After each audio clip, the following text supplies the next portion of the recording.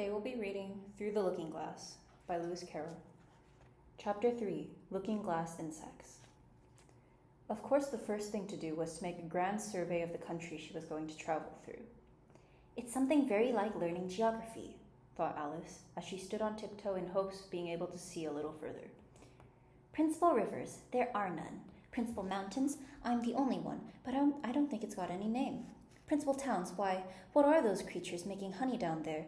They can't be bees. Nobody ever saw bees a mile off, you know. And for some time she stood silent, watching one of them that was bustling out among the flowers, poking its proboscis into them. Just as if it were a regular bee, thought Alice. However, this was anything but a regular bee. In fact, it was an elephant, as Alice soon found out, though the idea quite took her breath away at first. And what enormous flowers they must be, was her next idea.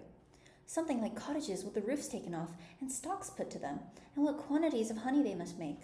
I think I'll go down and... No, I won't go just yet, she went on, checking herself just as she was beginning to run down the hill and trying to find some excuse for turning shy so suddenly.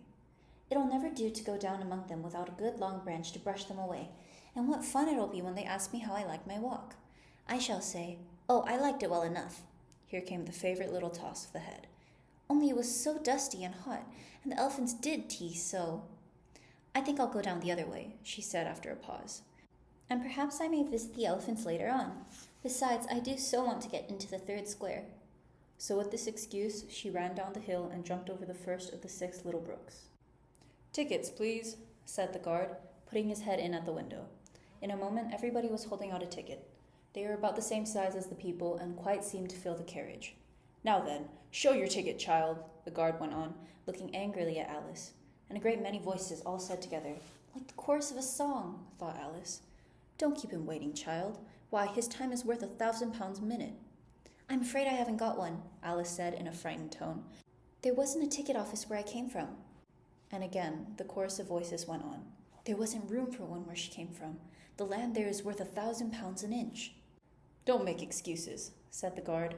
You should have bought one from the engine driver. And once more the chorus of voices went on with, the man that drives the engine, why, the smoke alone is worth £1,000 a puff. Alice thought to herself, then there's no use in speaking.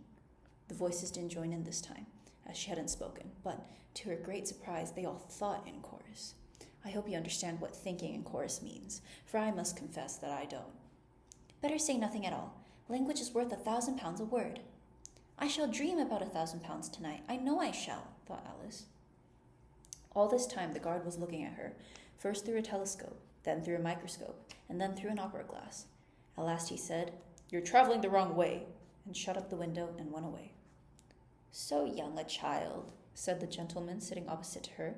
He was dressed in white paper. Ought to know which way she's going, even if she doesn't know her own name. A goat, that was sitting next to the gentleman in white, shut his eyes and said in a loud voice, She ought to know her way to the ticket office, even if she doesn't know her alphabet. There was a beetle sitting next to the goat. It was a very queer carriage full of passengers altogether. And, as the rule seemed to be that they should all speak in turn, he went on with, She'll have to go back from here as luggage. Alice couldn't see who was sitting beyond the beetle, but a hoarse voice spoke next. Change engines, it said, and there it choked and was obliged to leave off. It sounds like a horse, Alice thought to herself, and an extremely small voice, close to her ear, said, You might make a joke on that. Something about horse and horse, you know. Then a very gentle voice in the distance said, She must be labeled lass with care, you know. And after that, other voices went on. What a number of people there are in the carriage, thought Alice, saying, She must go by post, as she's got a head on her. She must be sent as a message by the telegraph.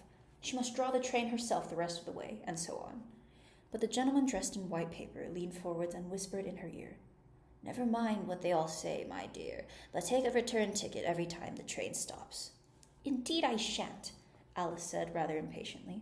I don't belong to this railway journey at all. I was in a wood just now, and I wish I could get back there. You might make a joke on that, said the little voice close to her ear. Something about, you would if you could, you know. Don't tease so, said Alice, looking about in vain to see where the voice came from. If you're so anxious to have a joke made, why don't you make one yourself? The little voice sighed deeply. It was very unhappy, evidently, and Alice would have said something pitying to comfort it. If it would only sigh like other people, she thought. But this was such a wonderfully small sigh that she wouldn't have heard it at all if it hadn't come quite close to her ear. The consequence of this was that it tickled her ear very much and quite took off her thoughts from the unhappiness of the poor little creature.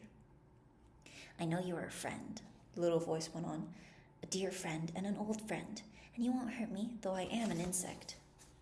What kind of insect? Alice inquired a little anxiously. What she really wanted to know was whether it could sting or not, but she thought this wouldn't be quite a civil question to ask. What, then you don't? Little voice began, when it was drowned by a shrill scream from the engine, and everybody jumped up in alarm, Alice among the rest. The horse, who had put his head out of the window, quietly drew it in and said, It's only a brook we have to jump over.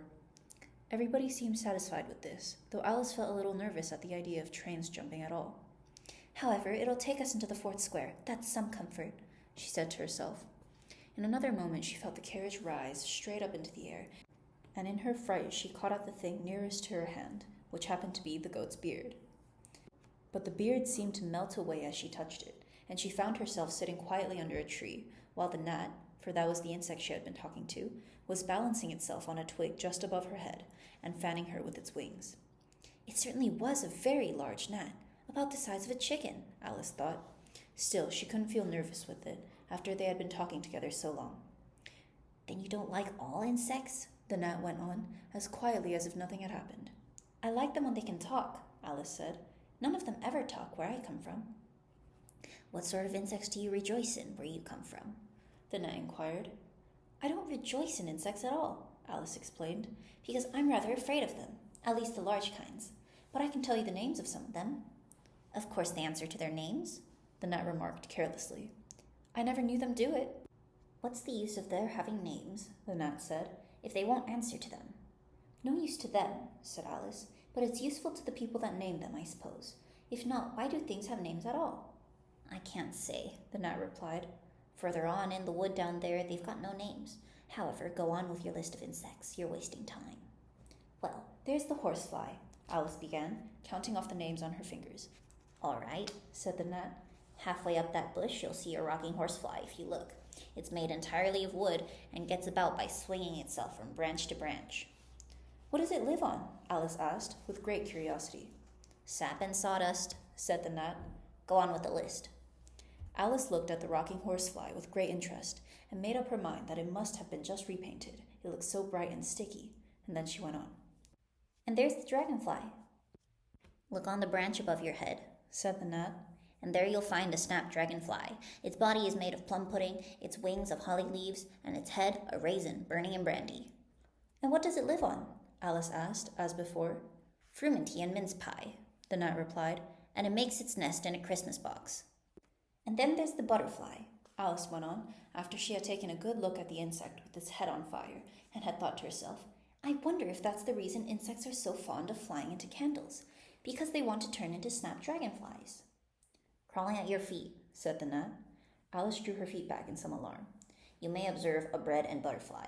Its wings are thin slices of bread and butter, its body is a crust, and its head is a lump of sugar. And what does it live on? Weak tea with cream in it. A new difficulty came into Alice's head. Supposing it couldn't find any, she suggested. Then it would die, of course. But that must happen very often, Alice remarked thoughtfully. It always happens, said the gnat. After this, Alice was silent for a minute or two, pondering. The gnat amused himself, meanwhile, by humming round and round her head. At last it settled again and remarked, I suppose you don't want to lose your name. No, indeed, Alice said, a little anxiously. And yet I don't know, the gnat went on in a careless tone. Only think how convenient it would be if you could manage to go home without it. For instance, if the governess wanted to call you to your lessons, she would call out, come here, and there she would have to leave off, because there wouldn't be any name for her to call, and of course you wouldn't have to go, you know. That would never do, I'm sure, said Alice. The governess would never think of excusing me lessons for that. If she couldn't remember my name, she'd call me Miss, as the servants do. Well, if she said Miss and didn't say anything more, the gnat remarked, of course you'd miss your lessons. That's a joke. I wish you had made it. Why do you wish I had made it? Alice asked. It's a very bad one. But the gnat only sighed deeply, while 2 large tears came rolling down its cheeks. You shouldn't make jokes, Alice said, if it makes you so unhappy. Then came another of those melancholy little sighs, and this time the poor gnat really seemed to have sighed itself away, for when Alice looked up, there was nothing whatever to be seen on the twig. And as she was getting quite chilly with sitting still so long, she got up and walked on. She very soon came to an open field with a wood on the other side of it. It looked much darker than the last wood, and Alice felt a little timid about going into it. However, on second thoughts, she made up her mind to go on. For I certainly won't go back, she thought to herself, and this was the only way to the 8 square. This must be the wood, she said thoughtfully to herself, where things have no names. I wonder what'll become of my name when I go in. I shouldn't like to lose it at all, because they'd have to give me another, and it would be almost certain to be an ugly one. But then the fun would be trying to find the creature that had got my old name. That's just like the advertisements, you know, when people lose their dogs. Answers to the name of Dash had on a brass collar. Just fancy calling everything you meet Alice till one of them answered. Only they wouldn't answer at all if they were wise. She was rambling on in this way when she reached the wood. It looked very cool and shady. Well, at any rate, it's a great comfort, she said as she stepped under the trees. After being so hot to get into what? She went on, rather surprised at not being able to think of the word. I mean to get under this, you know, putting her hand on the trunk of the tree. What does it call itself, I wonder? I do believe it's got no name. Why, to be sure it hasn't. She stood silent for a minute, thinking. Then she suddenly began again. Then it really has happened after all. And now, who am I? I will remember if I can. I'm determined to do it. But being determined didn't help her much, and all she could say, after a great deal of puzzling, was, L, I know it begins with L. Just then, a fawn came wandering by. It looked at Alice with its large, gentle eyes, but didn't seem at all frightened. Here then, Alice said, as she held out her hand and tried to stroke it, but it only started back a little, and then stood looking at her again. What do you call yourself? The fawn said at last. Such a soft, sweet voice it had. I wish I knew, thought poor Alice. She answered rather sadly. Nothing just now. Think again, it said. That won't do. Alice thought, but nothing came of it. Please, would you tell me what you call yourself? She said timidly. I think that might help a little. I'll tell you, if you'll come a little further on, the fawn said. I can't remember here. So they walked on together through the wood, Alice with her arms clasped lovingly round the soft neck of the fawn, till they came out into another open field, and there the fawn gave a sudden bound into the air and shook itself free from Alice's arms. I'm a fawn, it cried out in a voice of delight, and dear me, you're a human child. A sudden look of alarm came into its beautiful brown eyes, and in another moment it had darted away at full speed. Alice stood looking after it, almost ready to cry with vexation at having lost her dear little fellow traveler so suddenly. However, I know my name now, she said. That's some comfort. Alice, Alice, I won't forget it again. And now, which of these finger posts ought I to follow, I wonder?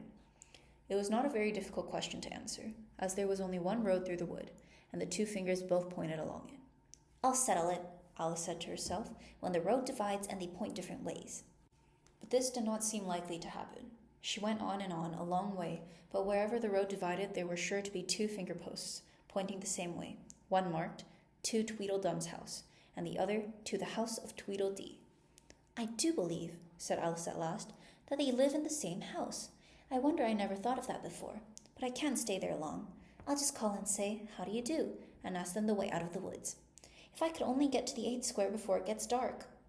So she wandered on, talking to herself as she went, till, on turning a sharp corner, she came upon 2 fat little men, so suddenly that she could not help starting back. But in another moment she recovered herself, feeling sure that they must be